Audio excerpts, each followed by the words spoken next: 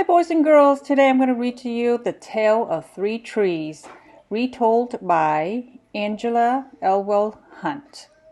Hope you enjoy it.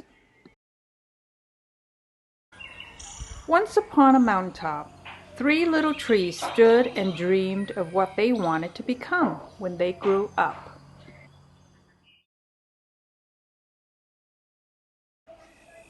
The first little tree looked up at the stars, twinkling like diamonds above him. "I want to hold treasure," he said.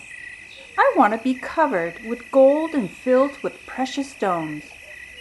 I will be the most beautiful treasure chest in the world."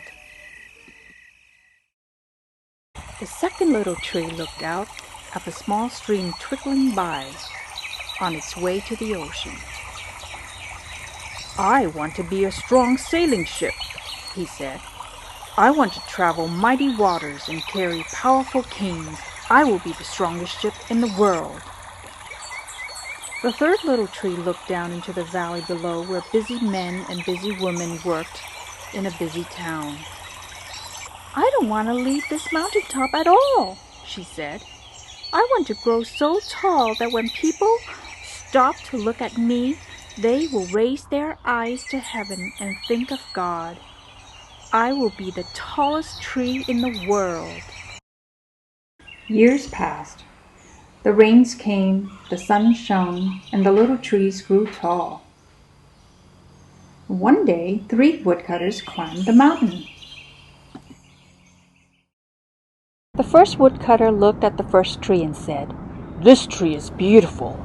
It's perfect for me." With a swoop of his shining axe, the first tree fell.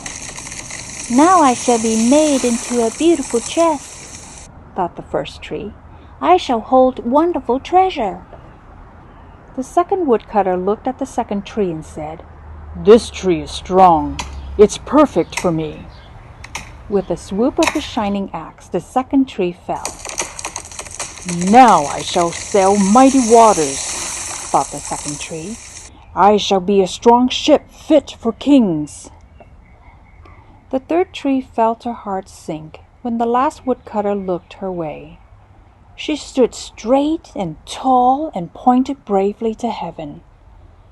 But the woodcutter never even looked up. "Any kind of tree would do for me," he muttered. With a swoop of his shining axe, the third tree fell.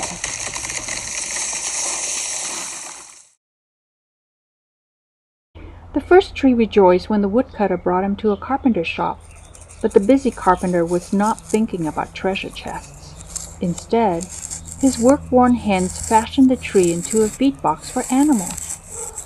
The once beautiful tree was not covered with gold or filled with treasure. He was coated with sawdust and filled with hay for hungry farm animals.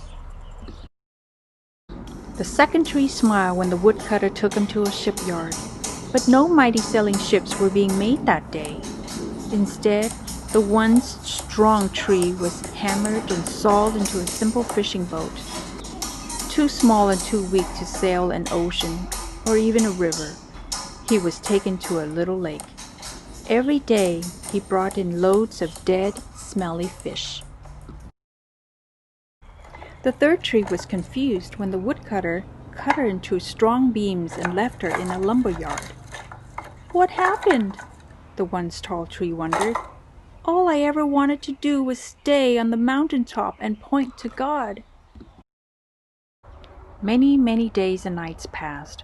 The three trees nearly forgot their dreams.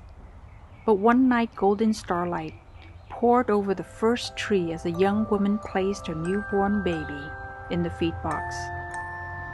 "I wish I could make a cradle for him," her husband whispered. The mother squeezed his hand and smiled as the starlight shone on the smooth and sturdy wood. "This manger is beautiful," she said, and suddenly the first tree knew he was holding the greatest treasure in the world. One evening, a tired traveler and his friends crowded into an old fishing boat. The traveler fell asleep as the second tree quietly sailed out into the lake. Soon, a thundering and thrashing storm arose. The little tree shuddered. He knew he did not have the strength to carry so many passengers safely through the wind and rain. The tired man awakened. He stood up, stretched out his hand, and said, "Peace." The storm stopped as quickly as it had begun, and suddenly the second tree knew he was carrying the King of heaven and earth. One Friday morning, the third tree was startled when her beams were yanked from the forgotten woodpile. She flinched as she carried through an angry, jeering crowd. She shuddered when soldiers nailed the man's hands to her. She felt ugly and harsh and cruel. But on Sunday morning, when the sun rose and the earth trembled with joy beneath her, the third tree knew that God's love had changed everything. It had made the first tree beautiful. It had made the second tree strong. And every time people thought of the third tree, they would think of God. That was better than being the tallest tree in the world. The end. Thanks for listening, boys and girls. I hope you've enjoyed that. See you next time.